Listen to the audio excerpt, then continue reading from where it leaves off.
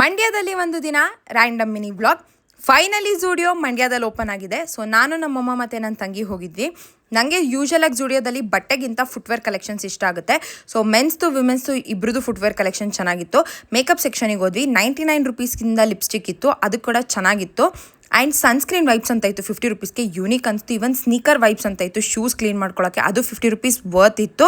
ನಾನು ಏನೇನು ತೊಗೊಂಡೆ ಅಂತ ತೋರಿಸ್ತೀನಿ. ಫಸ್ಟ್ ನಾನು ಈ ಫುಟ್ವೇರ್ ತೊಗೊಂಡೆ 500 ರುಪೀಸ್ಗೆ, ಈ ಲಿಪ್ಸ್ಟಿಕ್ ತೊಗೊಂಡೆ 99 ರುಪೀಸ್ಗೆ, ಮತ್ತು ಲಿಪ್ ಗ್ಲಾಸ್ 150 ರುಪೀಸ್ಗೆ. ಲಿಪ್ ಗ್ಲಾಸ್ ಅಂತೂ ನಂಗೆ ತುಂಬ ಇಷ್ಟ ಆಯಿತು, ಪ್ರೈಸಿಗೆ ವರ್ತ್ ಇದೆ ಮತ್ತು ಆ ಶೇಡ್ ನಂಗೆ ಇಷ್ಟ ಆಯಿತು. ಆ್ಯಂಡ್ ಲಿಪ್ಸ್ಟಿಕ್ ಕೂಡ ಚೆನ್ನಾಗಿತ್ತು. ಅರ್ಚನಾ ತುಂಬ ದಿನ ಆದಮೇಲೆ ಮಂಡ್ಯಕ್ಕೆ ಬಂದಿದ್ಲು. ನೋಡಿ ಗೈಸ್, ಎಷ್ಟು ಕಷ್ಟಪಟ್ಟು ವರ್ಕ್ ಮಾಡ್ತಾ ಇದ್ದಾಳೆ ನಮ್ಮೆಲ್ರಿಗೂ ಪಿಜ್ಜಾ ಕೊಡ್ಸಕ್ಕಂತ. ನಾವೆಲ್ಲರೂ ಡಾಮಿನೋಸಿಗೆ ಬಂದ್ವಿ. ಡಾಮಿನೋಸ್ ಅವರು ಹೊಸದಾಗಿ 6-in-1 ಪಿಜ್ಜಾ ಅಂತ ಲಾಂಚ್ ಮಾಡಿದರು. ಸೊ ಟ್ರೈ ಮಾಡೋಣ ಅಂದ್ಕೊಂಡ್ವಿ. 6 ಫ್ಲೇವರ್ಸ್ ಇರುತ್ತೆ ಪಿಜ್ಜಾದು, ಮತ್ತು 24 ಪೀಸಸ್ ಇರುತ್ತೆ. 800 ರುಪೀಸ್. ಅದಕ್ಕೆ ನಂಗೆ ವರ್ತ್ ಅಂತ ಅನಿಸ್ತು.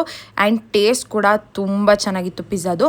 ಮಂಡ್ಯದಲ್ಲಿ 5 ಡೇಸಿಂದ ಸೈಕ್ಲೋನ್ ಅಂತ ಸಡನ್ನಾಗಿ ಮಳೆ ಬರ್ತಾಯಿತ್ತು. ನಾವು ಡಾಮಿನೋಸಿಂದ ಹಾಗೆ ಡೈರೆಕ್ಟ್ ಅರ್ಚನನ ಮನೆಗೆ ಹೋದ್ವಿ, ಅಲ್ಲೇ ನೈಟ್ ಸ್ಟೇ ಮಾಡೋಣ ಅಂತ. ಮಳೆ ಬರ್ತಾ ಇದ್ದಿದ್ದರಿಂದ ಹೊರಗಡೆ ಟೆರೆಸಲ್ಲಿ ಕೂತಿದ್ವಿ, ತಣ್ಣ ಗಾಳಿ ಬೀಸ್ತಾ ಇತ್ತಂತ.